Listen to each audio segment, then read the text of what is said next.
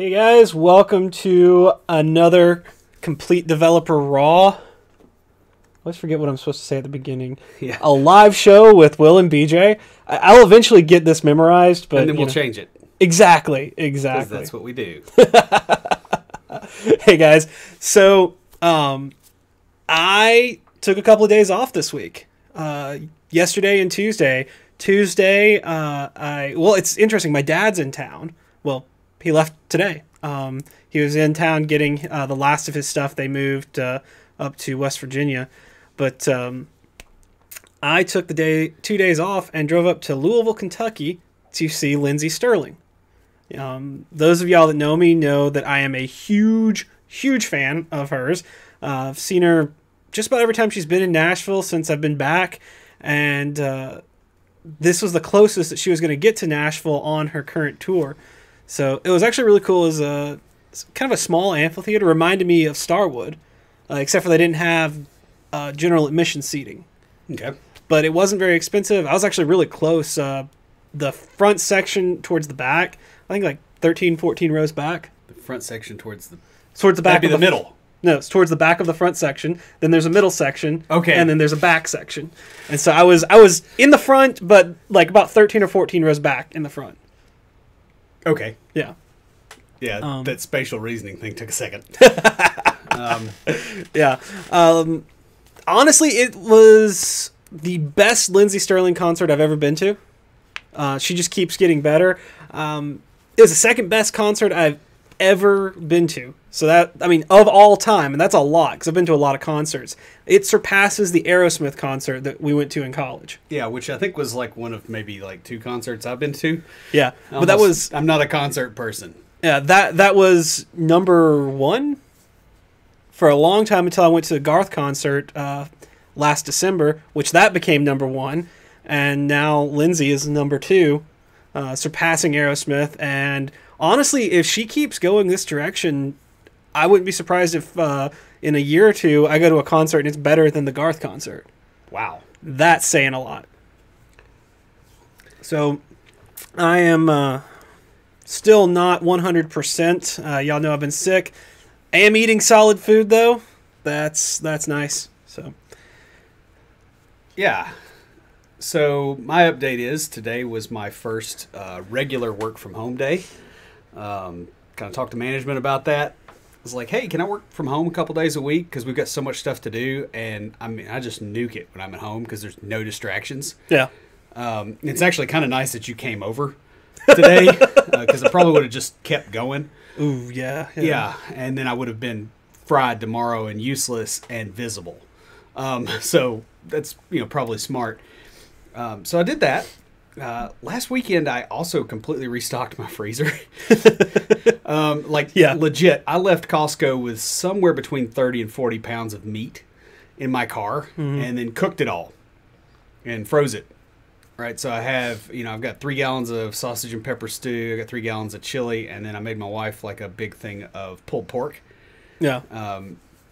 So I was on my feet basically all day Sunday cooking. Barefoot in the kitchen. Which, by the way, you hear that old line about, barefoot and pregnant in the kitchen. Don't know about the pregnant part.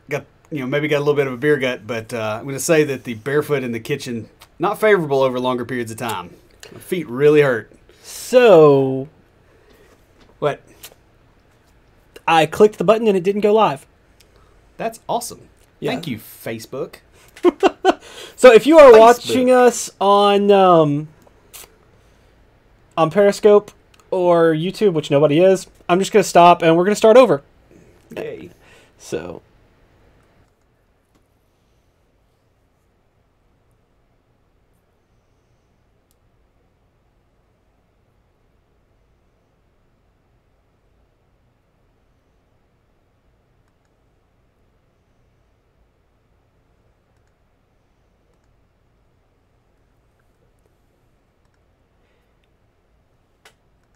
Hey guys, welcome to another Complete Developer Raw, a live show with Will and BJ.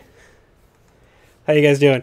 So You got that right this time. yeah, I did because It's almost like you didn't get practice like 30 seconds before. well, Hey, I pressed the button. You saw me I press the saw button. you push the button. And then I went back to see if anyone was on Facebook and left us a message, and it wasn't going. So we're starting over again. Let me pop over here and get my notes because I can't remember anything. So I've had a couple of days off. Tuesday and Wednesday, I took off to go up to Louisville, Kentucky, because Lindsey Sterling was there. And you guys know I'm a huge Lindsey fan, and this is the closest that she was going to get to Nashville. So I took 2 days off, drove up there, enjoyed it. The concert was great. The venue was really cool. It's kind of like Starwood, which used to be here. It's a nice amphitheater. They didn't have the grass seats.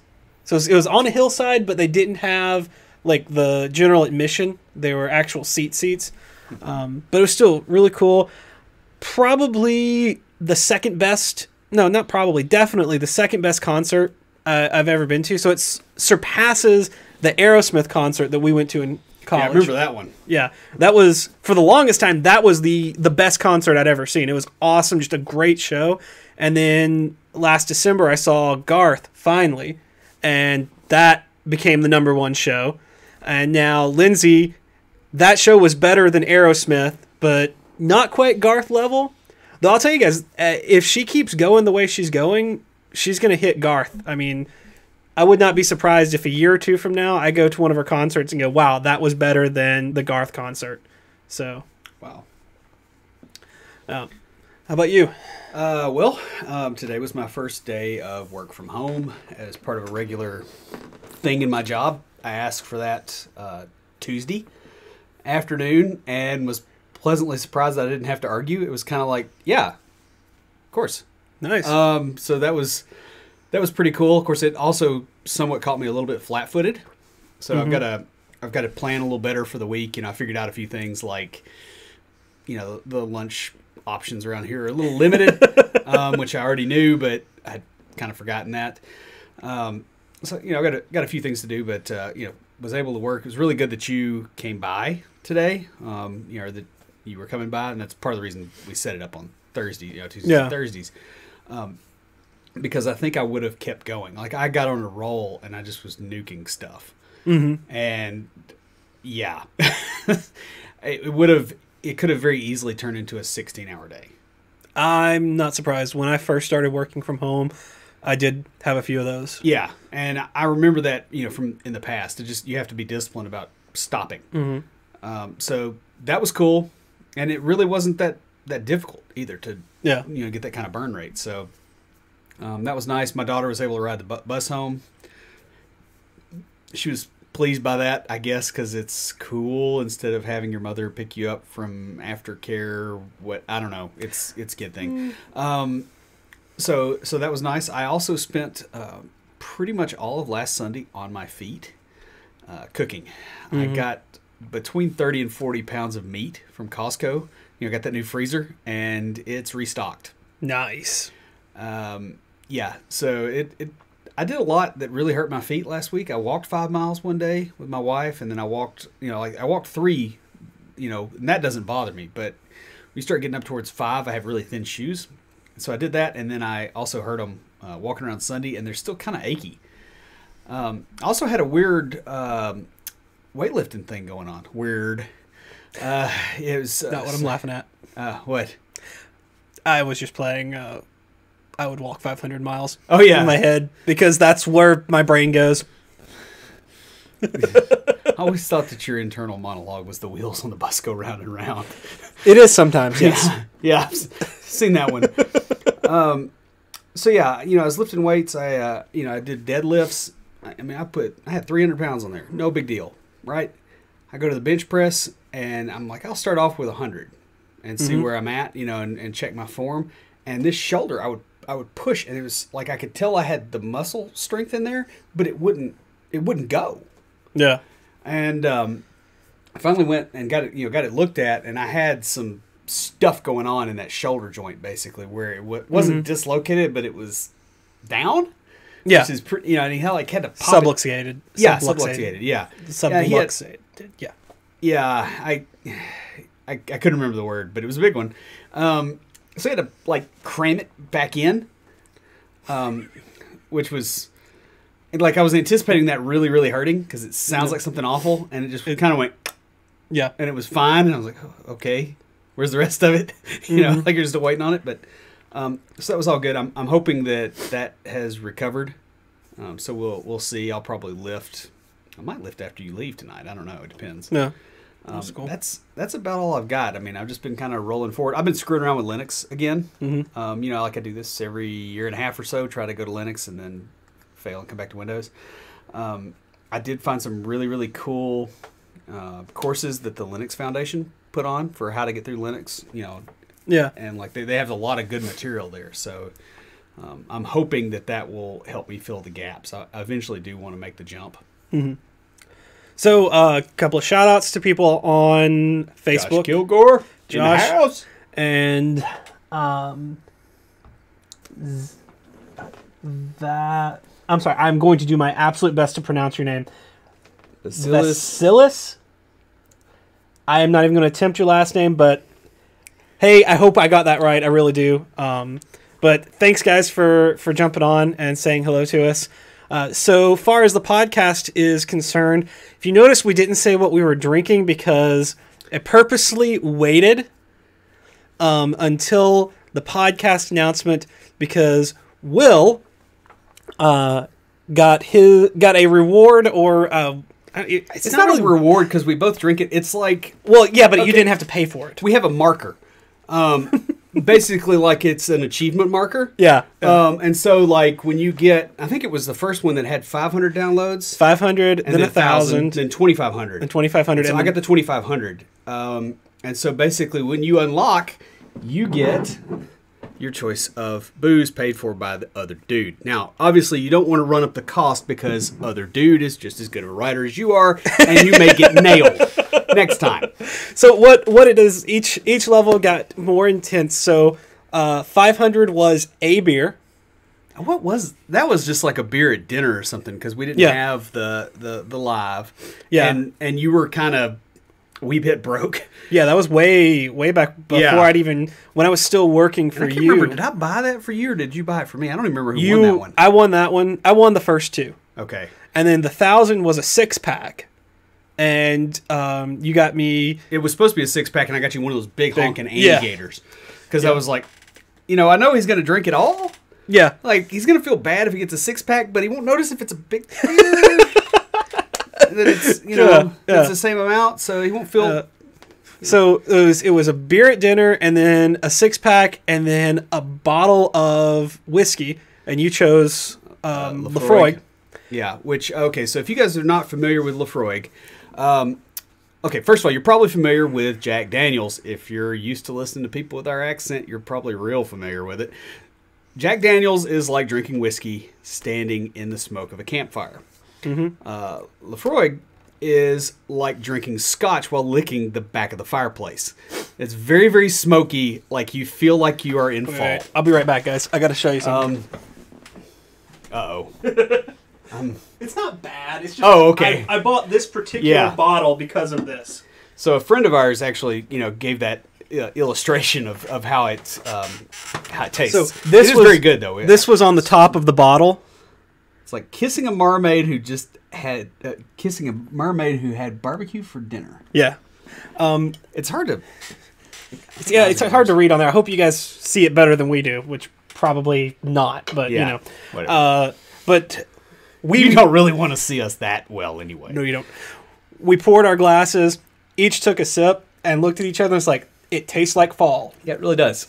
Yeah, so we've decided after tonight we'll just set it up and wait till it's fall. Sitting around the campfire. Yeah, we'll see. It is going to be in my house. It is yours. And I also discovered, I read this huge, ridiculous article about like Scotch and whiskey and ketogenic diets and like the influence of like how much choline you need, to like keep from getting fatty liver degeneration when you're doing this in keto. And anyway, long and short of it is this doesn't have extra carbs, which is pure magic when you're doing the ketogenic thing. Yeah.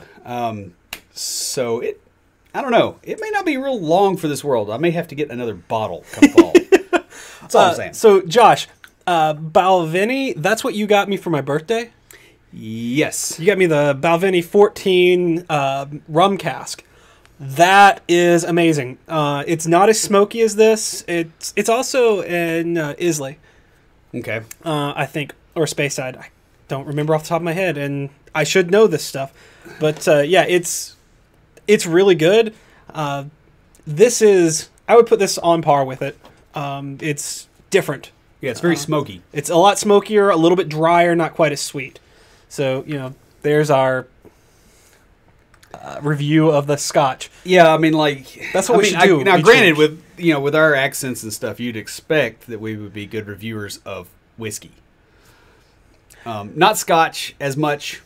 We're not higher echelon folks. Well, look But- at my last name, and you should think I'd be good at Scotch. You got the national poet of Scotland, and I've got some Scots back in my line too. The Gant clan was up there. I think we had like us and the McGregors had some kind of run in with Cromwell, but that doesn't translate to me having good taste in Scotch necessarily. Although I like this one, so I just remember the first time we all had Scotch. I do too. Scotch and pizza at like 2 in the morning, and we got on a plane at 8. I just remember I was the only one of us that actually liked it. Yeah. That was fun. That was a long time ago. You realize that was like almost. When was it? That was 2001? 2000. It was the summer of 01. It was Yeah. before 9/11. Yep. Yeah, Yeah. that was the summer of '01. Oh my goodness. That was, All right, so in order to not be those 16 dudes, years ago. those dudes that drink and talk about former times that they drank. Let's move on. Yeah, let's. Is it overkill to go to a boot camp after getting a degree in CS, or could I do just one or the other? You can do just one or the other. If you're trying to go for just like pure programming, the boot camp may be a better option. The CS degree is expensive. It's also got a wee bit more math than you might want. Yeah, Does a he wee said bit, wee? yeah, like differential equations, discrete. It hurts. I have to take discrete. Yeah, that was my least favorite math class. Really? Absolutely. Yeah, like I mean, ooh, I think a lot of it was just the pace. Like I think if it had been slowed down, like the zen of the whole thing would have clicked. There's some stuff that math that didn't click for me until after I got out of college. Yeah, that's fair.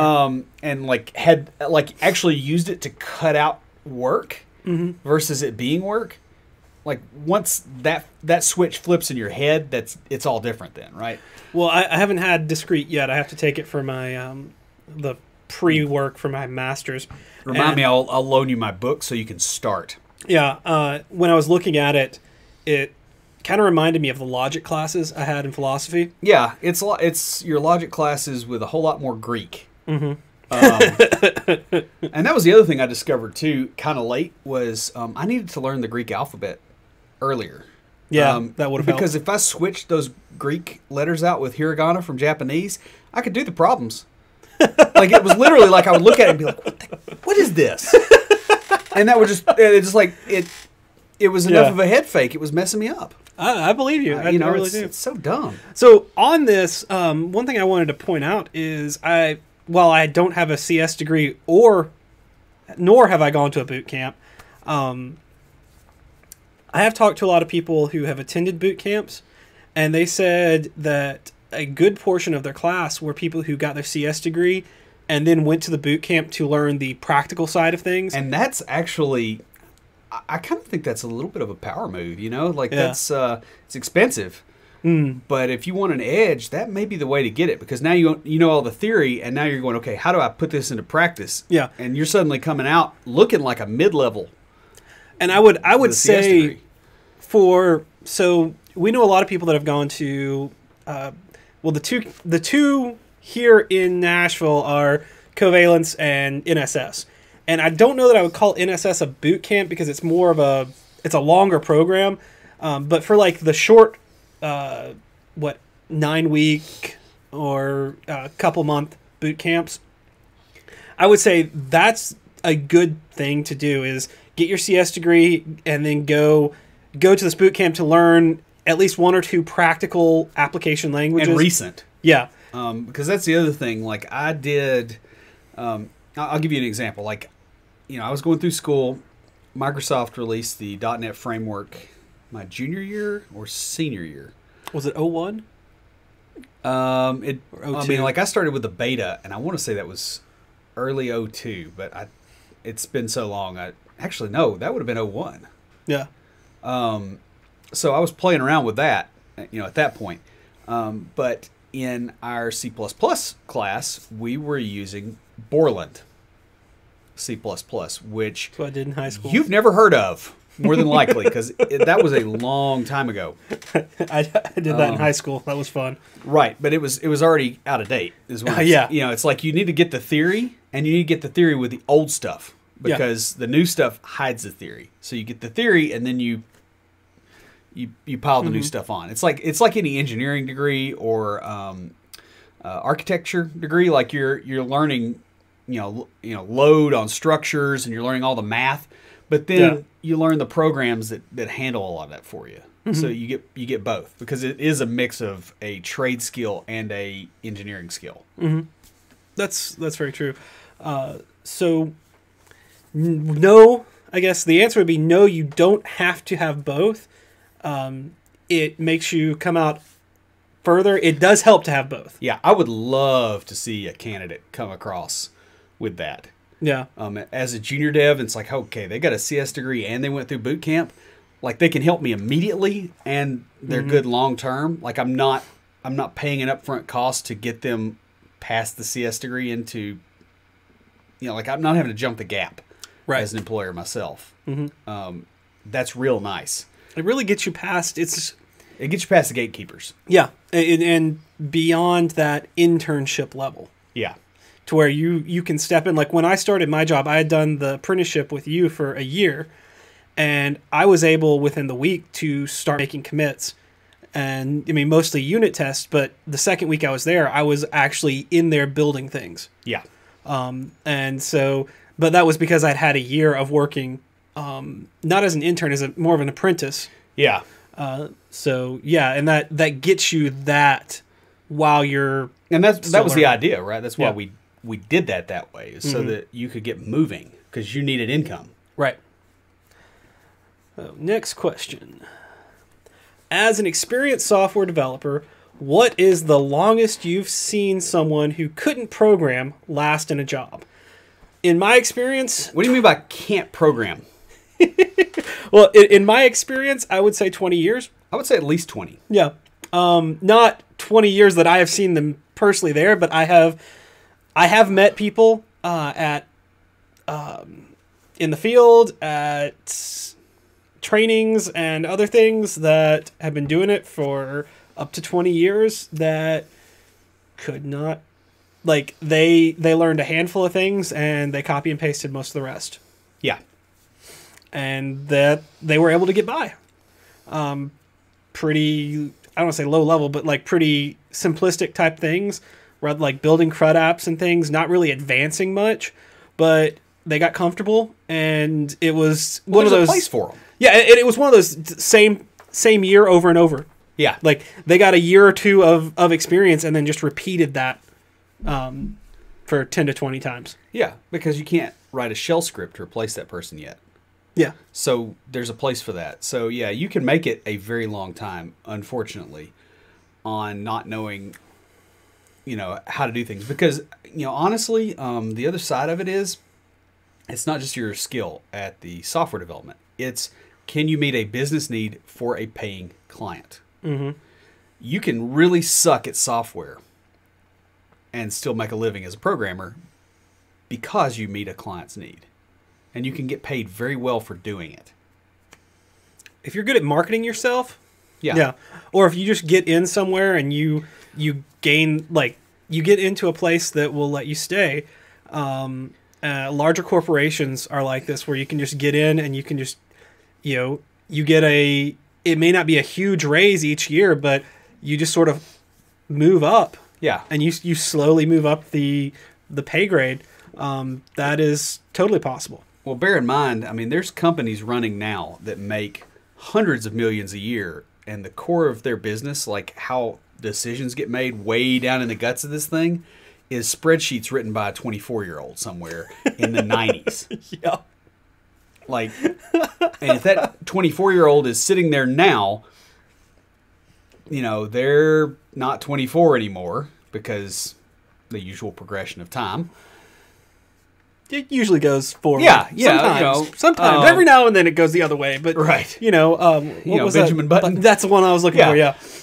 So, like, those people are still around, right? And they still provide value. So, be very careful about how you assign value to somebody, because what I'm telling you on this is you can go. This person can't program their way out of a wet paper bag, and you can get burned by expressing that. Yes. Because it's not about the programming.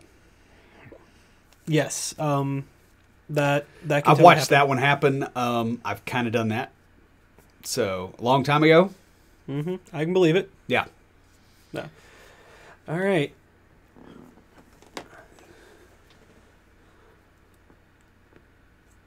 Why is using a lot of if conditions not considered a good computer programming practice? I'm assuming this means like nested ifs or like a lot of them in a sequence. The big deal here is that this is hard to maintain. Because, if you have an if block, your code's branching and you're doing some stuff, and you got another if block and it's branching and you're doing some stuff. What tends to happen as you get a lot of those branches is that people do the same stuff in multiple branches, and they copy and paste the code. So you get a lot of code duplication. That's a big part of the problem. Or you get nesting, which is even worse because it's really hard to follow that code. It doesn't take very long. I've debugged code that literally had 30 pages of a single function that was all a bunch of nested ifs, and even if you print it out, you can't clear it up. Yeah. Like, you have to start refactoring just so you can get to the point where you can understand what the thing is doing. Once you get too far down that if rabbit hole, basically, you get lost in it, and so it's not all right. Well, like, even if you're like, I have done this too, where I've gone through old code and I'm trying to follow the decision tree down to where I'm looking to go, and I'm taking notes on paper of, all right, do this and this and this and this, and I still it took me a couple of hours just to figure out what it was doing because there were so many. Well, I mean, I can remember a situation where we had a junior developer, and I don't know exactly how this happened. I don't know if he lost at rock, paper, scissors, or he volunteered for this. I think he might have volunteered because he's, the guy. I do know the guy. He's hardcore. But he actually went through and flowcharted a complex process that should not have been complex, and so he had 30 flowcharts that were multiple pages of printed out, like referencing each other, and like just kind of dumped it on management's desk. That's what you get with this. Typically, if you have like that deep nesting, what you really have is multiple areas of concern that should be separate. So like if you broke it out into separate classes, and each class encapsulated the logic of that if block, and you used a hierarchy like that, then you just go, hey, do the thing however this class does it. And, in each of those branches, you can kind of handle it, especially when you start getting mix-in logic and those kind of things. There's a lot of newer techniques for this that are still doing the same thing as those ifs, but you're not suffering. Yeah. All right, guys. So let's take a look. Yeah. So a little bit more from Josh here. Balvenie is your favorite. I believe that. That stuff is really good. I'm wondering what he said ouch about. I almost want to just stay on the podcast or on the microphone until he tells us what ouch was about. Yeah. If you can type really quickly, let us know. Cause, we're curious. Ouch. Probably the 20. Well, it could be the flow charting time thing here. Yeah, it didn't have the time on the. We can't see the time, so I don't know when it was that you said that. So there's no telling, but it was probably the whole flowchart thing. Yeah, probably. Yeah, that was. of course, the best way in the world to express something like that to management is like drop the ream of paper on their desk. 30 Yeah. pages of, yeah. Okay. Yeah. Yeah. Yeah. Let me just say that I was not a pleasant person to deal with while that was going on. Yeah. I believe that. Especially since I think I condensed it down to like 4 pages or 5. Yeah. It was, yeah. All right. So, Oh yeah, we got to get the rest of the episode teasers. yeah. So, guys, if you have any questions, leave them for us in the comments. I do look through those I look through those and on Slack, and I check the email before going to Quora and stealing questions from there. When I write these on... So in Scotcho Veritas? Yeah. Is that how you said it in Latin? Sounds good to me. All right, guys. So if you haven't already listened, the episode that came out today is why test-driven development isn't working for you. There's a lot of hype in the industry around TDD. Not only does it help ensure code quality while keeping everything nice and decoupled, but it makes it easier to confidently make changes in the system with less concern about breakage. There are a lot of things that can trip you up as you get going with TDD, especially in the early phases. In the episode, we discuss a few things that you run into that can make testing the whole process and TDD in specific a lot more difficult. These are not just programmatic issues. Many of the things that cause TDD to go off the rails don't happen in the IDE. A lot of the episode comes from Will's experience trying to get TDD working, and a few stories that I share as well. The episode next week will be about getting started journaling. We've discussed in previous episodes the benefits of journaling, how it improves your personal life and how it can improve your career. And we also discussed how it helps you express your emotions, work out issues, organize your thoughts, that sort of stuff. Now that we've expressed the reason to journal, we explain how to get started, basically, because that's the intimidating piece. Because everybody's like, oh, this would be a huge benefit. It's like TDD, really, for your life. Like that's the failing test. You look at it and you go, how do I start doing this? So we start by talking about how to get started, and then we discuss some tips and tricks to help you get the most out of journaling so that you get to that early success so that it becomes a practice. Yeah. And finally, we go over some pitfalls to avoid on your journey into journaling. You put that there just to trip me up, didn't you? No, I wrote that originally for myself. Oh, wow. Yeah. So you're a jerk to yourself as well. That's amazing. Oh, yeah.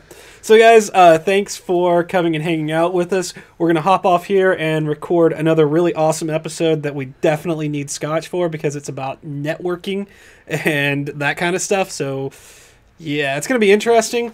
We will talk to y'all. Does that mean that we have to get the absinthe out for the one about Sarbanes-Oxley? Oh, man, I don't like absinthe.